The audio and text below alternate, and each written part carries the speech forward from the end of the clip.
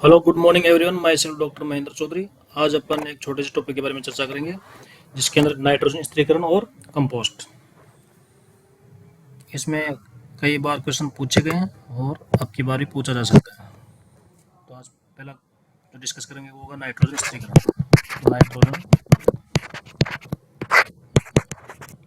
स्थिरीकरण, nitrogen fixation.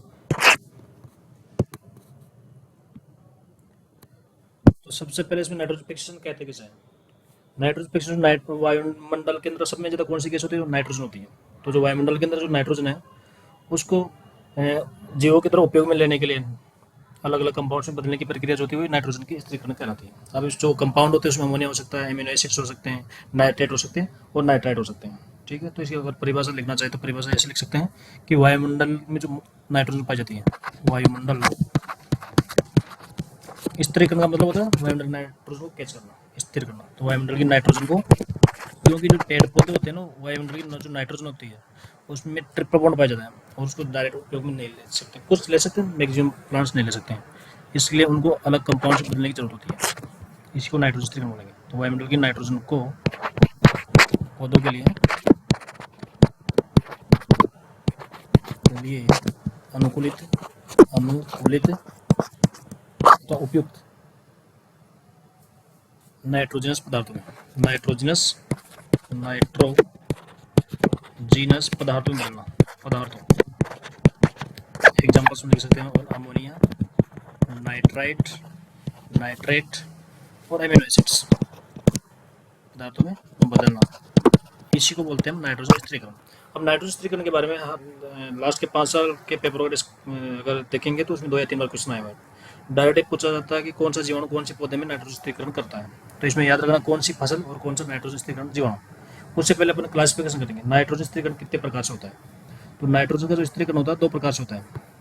Nitrogen स्थिरीकरण को अगर बांटे तो नाइट्रोजन स्थिरीकरण किस तरह से होता है? तो नाइट्रोजन स्थिरीकरण स्थिरीकरण वो 2 तरह से होता है। एक तो होता है अपने जो बरसात की समय होता है उसके अंदर बिजली कड़कती है, तड़ित, और जो वर्षा होती है उसके द्वारा होता है, तो उसको तो बोलेंगे तड़ित एवं वर्षा द्वारा। तो पहला प्रकार हो जाएगा तड़ित। तड़ित का मतलब बिजली का चमकना, वह वर्षा द्वारा, वर्षा द्वारा पहला तो ये होगा। और दूसरा होगा जीवों के द्वारा, ठीक है, जिसको बोल देंगे अपन जैविक नाइट्रोजन स्थिरीकरण। जैविक नाइट्रोजन स्थिरीकरण स्थिरीकरण पहली प्रक्रिया में तो प्रकृति अपने आप नाइट्रोजन स्थिरीकरण करवा देती है। बरसात के टाइम में बिजली कड़कती है, उस टाइम जो खेतों की जुताई करके पूरा खुला छोड़ देते हैं ताकि आसानी से उसमें नाइट्रोजन स्थिरीकरण हो जाए। तो वो तो हो गया नेचुरल तरीका। दूसरा होता है जैविक नाइट्रोजन स्थिरीकरण। जैविक नाइट्रोजन स्थिरीकरण कुछ तो जीवाणु प्राकृतिक रूप से अपनी जमीन में पाए जाते हैं और कुछ को अपन बायो फर्टिलाइजर्स के रूप में अपन जमीन में डालते हैं। तो जो जैविक नाइट्रोजन स्थिरीकरण होता है वो 2 तरह से होता है। इसमें कुछ तो आते हैं जीवाणु और कुछ होते हैं नील हरित शैवाल। तो जैविक नाइट्रोजन स्थिरीकरण में कौन कौन काम आएंगे? जीवाणु और नील हरित शैवाल, ब्लू ग्रीन एल्गी, नील हरित शैवाल। ठीक है, तो इसके बारे में 1 बाय 1 अपन आगे डिस्कस करेंगे नेक्स्ट स्लाइड में। जीवाणु और नील हरित शैवालों के बारे में। तो सीधी सी बात है कि वायुमंडल जो मुक्त नाइट्रोजन पाए जाते हैं उसको नाइट्रोजन कंपाउंड से बदलने की प्रक्रिया को नाइट्रोजन स्थिरीकरण कहते हैं। क्योंकि डायरेक्ट जो वातावरण नाइट्रोजन पाए जाते हैं उसमें नाइट्रोजन नाइट्रोजन के बीच में ट्रिपल बॉन्ड पाया जाता है। नाइट्रोजन नाइट्रोजन के बीच में ट्रिपल बॉन्ड पाया जाता है और इस बॉन्ड को नहीं तोड़ पाते प्लांट्स, तो उसको नाइट्रोजन कंपाउंड्स में बदलने की जरूरत पड़ती है। इसके अलावा होता है किस तरह से? तो 2 तरह से होता है। एक तो बरसात के टाइम बिजली कड़कती है उसके द्वारा होता है, और दूसरा तो कुछ जीवाणु और कुछ शैवालों के द्वारा। तो आगे पढ़ेंगे हम जीवाणु और शैवाल कौन जो कि नाइट्रोजन स्थिरीकरण करते हैं। तो अब ये हेडिंग हो जाएगी नाइट्रोजन स्थिरीकारक, जैविक नाइट्रोजन स्थिरीकरण। जैविक पहला तो तड़ित वर्षा हो गया था, अब पढ़ेंगे जैविक नाइट्रोजन स्थिरीकरण। अब किस तरह से होता है, क्या प्रोसेस स्टेप होती है, इसका कोई मतलब नहीं है आपके हिसाब से। इसमें ओनली डायरेक्ट याद रहना चाहिए कि कौन सा जीवाणु कौन सी फसल। तो जैविक नाइट्रोजन स्थिरीकरण में सबसे पहले अपन बात करेंगे जीवाणुओं के बारे में कि कौन कौन से जीवाणु होते हैं जो कि नाइट्रोजन स्थिरीकरण करवाते हैं। तो जीवाणुओं के अंदर बात करें तो मेनली एजोवेक्टर और एजोला के बारे में बात करते हैं। ठीक, तो सबसे पहला पड़ता है जीवाणुओं के द्वारा नाइट्रोजन स्थिरीकरण। तो जीवाणु में सबसे पहला जो जीवाणु जो नाइट्रोजन स्थिरीकरण करवाता है वो आता है राइजोबियम। राइजोबियम राइजोबियम जो होता है वो दलहनी फसलों में पाया जाता है। ठीक है, जैसे अपन बात कर सकते हैं इसमें चना, मटर, सोयाबीन, मूंगफली मूंगफली इत्यादि में। ठीक है, इनके अंदर पाया जाता है राइजोबियम। डायरेक्ट क्वेश्चन ये पूछा जाता है कि कौन सी फसल में कौन सा जीवाणु नाइट्रोजन का स्थिरीकरण करवाता है। ठीक है, तो ये राइजोबियम वेरी वेरी इंपॉर्टेंट है, और ये सारी फसलें में इनका भी नाम याद होना जरूरी है। दूसरा आता है एजोबैक्टर, जो कि आर 2016 में पूछा गया है, 16 या 18 में।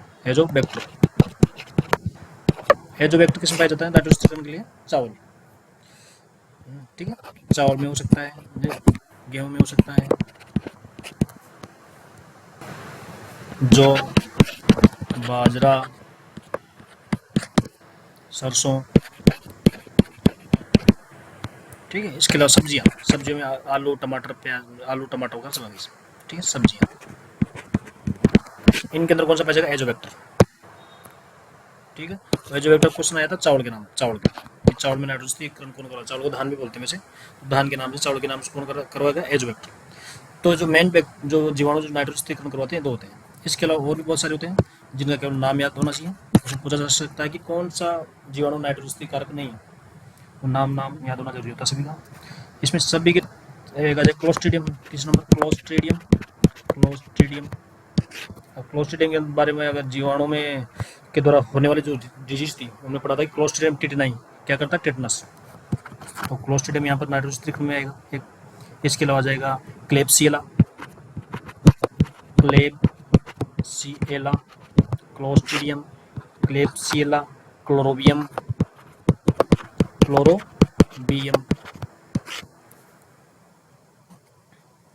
और रोडोस्पाइरलम। ये सारे के सारे नाइट्रोजन स्थिरीकारक जीवाणु हैं। तो राइजोबियम, एजोबैक्टर लगभग सबको याद है, याद नहीं फसल भी याद करना है। इसके अलावा बाकी बचे तीनों का नाम सी से स्टार्ट हो रहा है। सी, क्लोस्ट्रीडियम, क्लेब्सिएला और क्लोरोबियम। इसके अलावा रोडोस्पाइरलम, ये बिल्कुल इसी तरीके से याद हो गए जीवाणु के बाद में सेकंड जो नाइट्रोजन स्थिरीकारक जीव होता है वो होता है नील हरित शैवाल। इनका भी केवल नाम याद होना जरूरी है, नील हरित शैवाल होगा।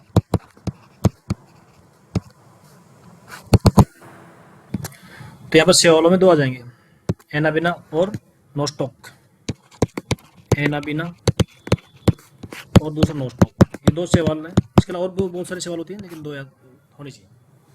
तो ये नाइट्रोजन स्थिरीकरण कंप्लीट हो गया, जो कि एग्जाम के पॉइंट ऑफ व्यू से बहुत ही ज़्यादा इंपॉर्टेंट है। इसके बाद में नेक्स्ट स्लाइड में बात करेंगे एजोला के बारे में। एजोला के बारे में बहुत बार क्वेश्चन आया हुआ है, एजोला के नाम से ही टॉपिक है एजोला। तो एजोला के बारे में 3-4 मेन लाइन है। तो पहला तो ये कि एजोला होता क्या है। एजोला जो होता है, कुछ बुक्स में आपको एक्वेटिक फंग लिखा हुआ मिलेगा, कुछ मिलेगा ये फंग एल्गी शैवाल है। तो इसको अपन बोल सकते हैं शैवाल जैसा जलीय फर्न, एक्वेटिक फर्न, शैवाल जैसा जलीय फर्न। इसको अपन बोल सकते हैं कि एजोला होता क्या है। ये शैवाल जैसा होता है और जलीय फर्न होता है। अगर ऑप्शन में कि एजोला होता क्या है तो सब पहला प्रायोरिटी रहेगी जलीय फर्न ऑप्शन में आएगा, तो दूसरा आएगा शैवाल। और अगर दोनों ही नहीं हो, यही हो, तो शैवाल जैसा जलीय फर्न बोल सकते हैं इसको। इसके अलावा एजोला जो होता है इसका इंपॉर्टेंस क्या है, क्योंकि अपने जो साइंस में मेनली प्री में अप्लाइड पूछी जाती है। तो एजोला की अप्लाइड क्या है, कहाँ इसको काम में लेते हैं। तो एजोला को बहुत जगह काम में लेते हैं मेनली, लेकिन अपन दो जगह का यूज़ ज़्यादा करते हैं। पहली बात, एजोला को यूज़ क्यों करते हैं? क्योंकि इसमें प्रोटीन बहुत ज़्यादा मात्रा में पाया जाता है। तो प्रोटीन के लिए ही इसको अपन यूज़ करेंगे। तो इसका जो यूज़ है या कार्य है, उपयोग, कुछ भी लिख सकते हैं इसको। उपयोग इसका दो जगह करेंगे मेनली, जो एग्जाम में पूछा जाता है। एक तो धान के खेतों में करेंगे, धान के खेतों में क्या करते हैं, इसको धान के साथ उसको अपन लगा देते हैं, वो उगाया जाता है। ठीक है, तो वहाँ पर क्या करेगा, ये इसकी उपज को बढ़ा देगा। धान के खेतों में लगाने से उपज बढ़ाएगा, उपज बढ़ा देता है। इसके अलावा दूसरा इसका जो उपयोग होता है, अपन पशुओं के चारे के लिए करते हैं। पशुओं का चारा, पशु के अपन पता है कि एजोला के अंदर प्रोटीन बहुत ज़्यादा मात्रा में पाया जाता है। जब इसको एजोला का चारा पशुओं को खिलाएंगे तो प्रोटीन ज़्यादा मिलेगी, तो ऑटोमेटिकली क्या दूध की मात्रा बढ़ जाएगी। ठीक है, तो इससे क्या हो जाएगा, दूध की मात्रा बढ़ जाएगी। दूधारू पशुओं को खिलाने से इसमें दूध की मात्रा बढ़ जाएगी। ठीक है, और इधर धान के खेतों में डालेंगे तो उपज बढ़ जाएगी। तो मेनली क्या होता है, इसमें जल जो उथला जल होता है ना, उतला मान लीजिए पॉन्ड है और इसमें उतला मतलब सरफेस, यहाँ पर इसको उगाया जाता है उतले जमीन, ठीक है।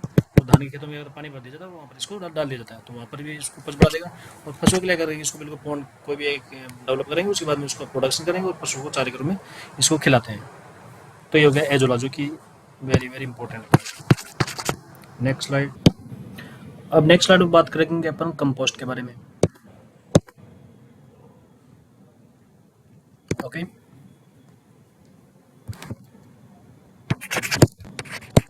कंपोस्ट किसे कहते हैं? कंपोस्ट का मतलब होता है खाद, जैविक खाद। तो कंपोस्ट में क्या करते हैं, अपन खेत के अंदर एक गड्ढा बना लेते हैं। गड्ढा बनाने के बाद में उसमें जैव निम्नीकरण, जो खेती के अपशिष्ट होते हैं, कोई जैसे फसल काट ली, फसल काटने के बाद उसके छोटे अवशेष होते हैं, इसको मतलब भैंसों का जो मलमूत्र गोबर है वो, और अब कृषि के अपशिष्ट पदार्थ सभी को मिला करके अपने इस गड्ढे में डाल देंगे। गड्ढा है, इसके अंदर आप खेती के अंदर जो बचे अपशिष्ट पदार्थ हैं, खेती के अपशिष्ट पदार्थ, ठीक है, अपशिष्ट पदार्थ, ठीक है। इसके अलावा गोबर और मलमूत्र, ठीक है, मलमूत्र इस गड्ढे में डाल दिया जाता है। गड्ढे में डालने के बाद कुछ समय पश्चात सड़ जाता है। सड़ने के बाद में क्या होता है, इसके अंदर आउटपुट के रूप में अपने को इसके अंदर कार्बनिक पदार्थ की बहुत ज़्यादा मात्रा मिलेगी। इसको कार्बनिक पदार्थ प्लस पोषक पदार्थ बहुत सारे मिनरल्स, ठीक है, पोषक पदार्थ, ठीक है, पदार्थ, इनकी प्रचुरता मिलेगी। क्या मिलेगी? प्रचुरता। किसमें? इसमें, ठीक है, इस कंपोस्ट में, ठीक है। कंपोस्ट यानी गड्ढा लिया, गड्ढे के अंदर अपने खेती का अपशिष्ट गोबर मलमूत्र डाल दिया, कुछ समय के पश्चात अपने इसको बाहर निकाल लिया, जिसको अपन बोलेंगे कंपोस्ट, ठीक है। और कंपोस्ट में कार्बनिक पदार्थ और पोषक तत्वों की बहुत ज़्यादा मात्रा पाई जाती है, और उसको खेती में डाल देते हैं, और खेती में डालने से क्या हो जाएगा, इसमें उपज बढ़ जाएगी, ठीक है।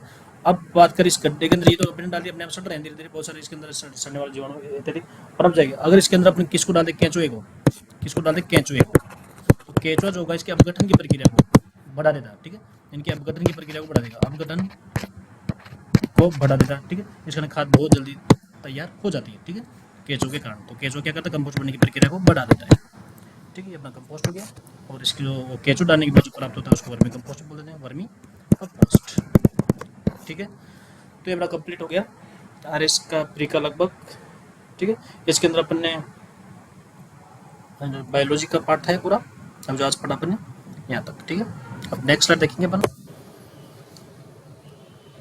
अब अपन एक छोटे से टॉपिक के बारे में बात करेंगे कि डीआरडीओ के द्वारा हाल ही में कौन सी दवाई बनाई गई है, ठीक है। तो डीआरडीओ, पहली बात तो डीआरडीओ है क्या?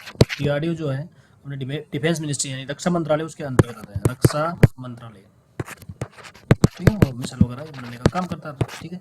बाकी डीआरडीओ की स्थापना कब हुई थी, इसका भी वर्तमान अध्यक्ष कौन है, पहले अध्यक्ष कौन है, बाकी सारी की सारी बात जो जानकारी आपको अपने हिसाब से पढ़नी, करंट अफेयर्स की कोरिलेट करते हुए इस चीज़ को, ठीक है। इसी तरह से एक आता है इसरो, ठीक है, इसरो जो होता है अपने अंतरिक्ष प्रौद्योगिकी वाला है।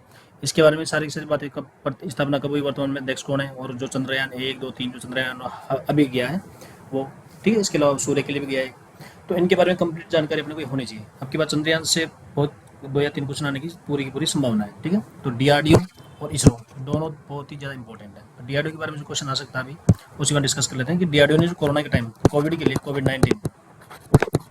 कोविड-19 के लिए एक दवाई विकसित की थी। इसके लिए क्या बनाई थी इसने, एक दवा, ठीक है। और कोरोना के लिए जिसने दवाई बनाई थी उसका नाम था, जो डीआरडीओ ने कोरोना के लिए एक दवाई बनाई थी जो कि एक डॉक्टर रेड्डीज लेबोरेटरी है उसके साथ मिलकर बनाई थी, जिसका नाम था 2DG। दवाई का नाम था 2DG। 2DG मतलब 2 डिऑक्सी डी ग्लूकोज, ठीक है, 2 deoxy D glucose, 2 deoxy D glucose इस दवाई का नाम है। और ये क्या करती है, ऑक्सीजन की सप्लाई बढ़ा देती है शरीर में, क्या करती है ऑक्सीजन, क्योंकि कोरोना में अपने को पता है कि सांस लेने में दिक्कत होती थी।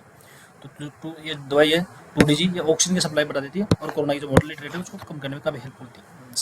तो भारत सरकार ने इसको उपयोग के लिए इमरजेंसी आपातकाल में मान्यता दी थी, ठीक है। तो लेटेस्ट इसके द्वारा जो विकसित दवाई है ये 2DG है डीआरडीओ के द्वारा, ठीक है। तो बहुत ज़्यादा इंपॉर्टेंट क्वेश्चन आ सकता है, पिछली बार नहीं है, पिछली बार आने की संभावना थी, लेकिन आपकी बार इसका बहुत ज़्यादा चांस है।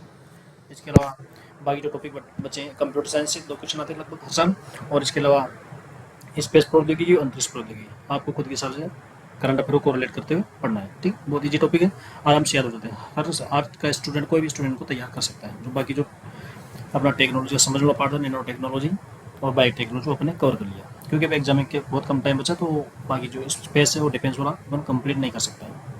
तो आप खुद के हिसाब से उसको देख लीजिएगा। बाकी जो टॉपिक में हमने पढ़ाए हैं physics, chemistry, biology, nano technology, biotechnology, ठीक है। इनको आप 2 या 3 बार रिविजन कर लीजिएगा, बाकी जो दिन बचेगा उनमें फास्ट, ठीक है। तो सारे के सारे लगभग सारे के सारे इन टॉपिक से आने वाले जो क्वेश्चन है इन्हीं में से आने वाले हैं, ठीक है। तो आप सभी लोगों को आपके एग्जाम्स के लिए best of luck, thank you.